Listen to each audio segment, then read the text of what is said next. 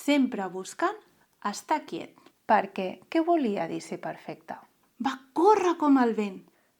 Benvinguts! Soc l'Anna de Santiago i avui us explicaré el conte del cos inquiet de l'Albert. M'acompanyeu? L'Albert era un nen de 8 anys, amb els cabells castanys sempre una mica despentinats, ulls marrons plens de curiositat i unes galtes que semblaven pintar-se de vermell cada vegada que corria o jugava. Vivia amb els seus pares i la seva germana petita en una caseta amb un jardí ple de plantes, un balancí de fusta i un petit hort que cuidava el seu pare. Des de ben petit, l'Albert havia estat un nen inquiet. Els seus pares sovint deien que semblava tenir un motor en marxa. Sempre en moviment, sempre buscant alguna cosa a fer. A l'Albert li agradava córrer, saltar i construir coses amb les seves mans. Però hi havia una cosa que li costava molt, estar quiet.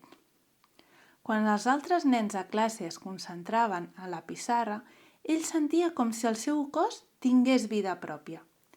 Les seves mans començaven a picar al terra, els dits jugaven amb els estris del seu estoig i el cap es girava constantment cap a la finestra, on veia els ocellets, les fulles movent-se amb el vent o qualsevol cosa que semblés més interessant que les paraules de la mestra.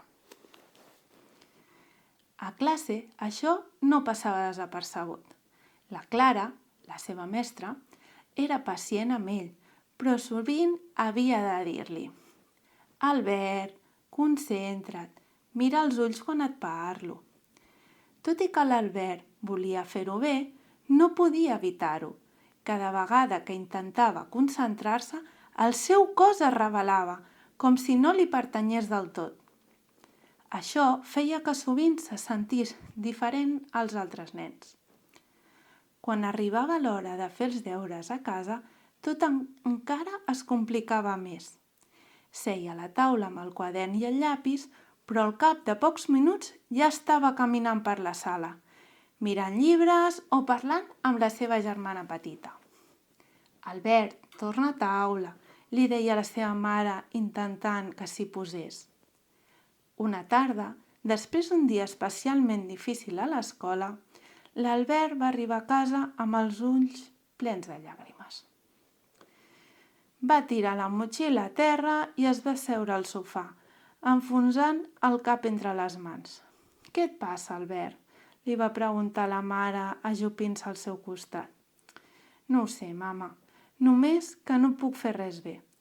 El meu cos no para quiet. Això fa que sempre em renyin». La seva mare va sospirar i li va posar una mà al braç. «Albert, no hi ha res de dolent en tu. Només cal que trobis com utilitzar aquesta energia que tens per aprendre i fer el que t'agrada. Però això porta temps i paciència». Tot i les paraules de la seva mare, l'Albert no es va sentir gaire millor. Encara creia que era diferent d'una manera que ningú el podia entendre. Un dia tot va començar a canviar. A l'escola va arribar un nou professor d'educació física, l'Enric. Era alt, amb una barba curta i uns ulls amables que semblaven comprendre-ho tot sense que calgués dir res.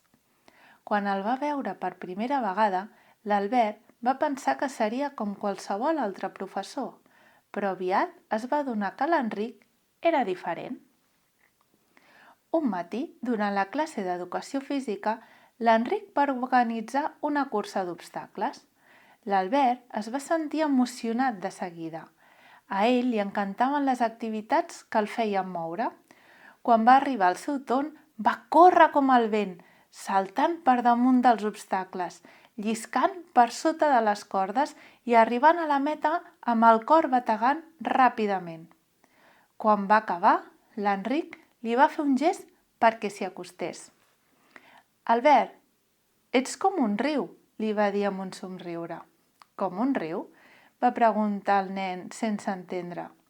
«Sí, com un riu. que sempre està en moviment. Els rius no s'aturen mai, però això no vol dir que siguin dolents. De fet, el moviment és el que el fan tan especial. Només cal aprendre com dirigir aquest moviment perquè arribi on tu vols. Aquestes paraules van quedar gravades al cap de l'Albert. No estava segur del que volien dir exactament, però li van donar una mica d'esperança. A les setmanes següents, l'Enric va començar a treballar amb l'Albert per ajudar-lo a entendre millor el seu cos. Li va ensenyar tècniques senzilles que podia utilitzar quan se sentís inquiet, com prémer una pilota de goma amb les mans mentre escoltava les explicacions o caminar suaument per l'habitació mentre pensava en una solució a un problema. També li va explicar que no calia que fos perfecte, perquè què volia dir ser perfecte?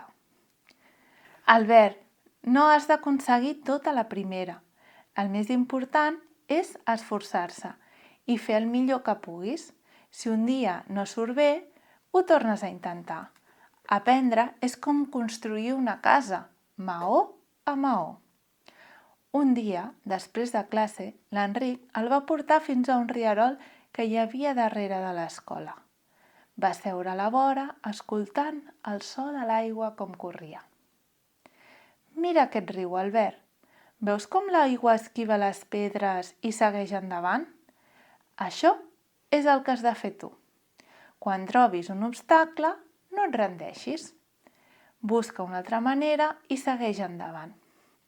L'Albert va mirar el riu i va somriure. Per primera vegada va sentir que no havia de lluitar contra el seu cos, sinó que podia treballar amb ell. Amb el temps, l'Albert va començar a posar en pràctica les lliçons de l'Enric. Quan havia de fer els deures, utilitzava una pilota per apretar amb les mans mentre escrivia. Quan estudiava, s'aixecava de tant en tant per caminar i descarregar energia abans de tornar a seure. I quan alguna cosa no li sortia bé, se'n recordava que el riu mai es rendia davant de les pedres. L'esforç va començar a donar els seus resultats. L'Albert podia concentrar-se millor i, tot i que encara tenia dies difícils, ja no se sentia tan frustrat amb ell mateix. Va començar a veure's com una persona capaç, amb la seva manera única d'aprendre i créixer. I fins aquí el conte d'avui. Moltes gràcies i fins la propera!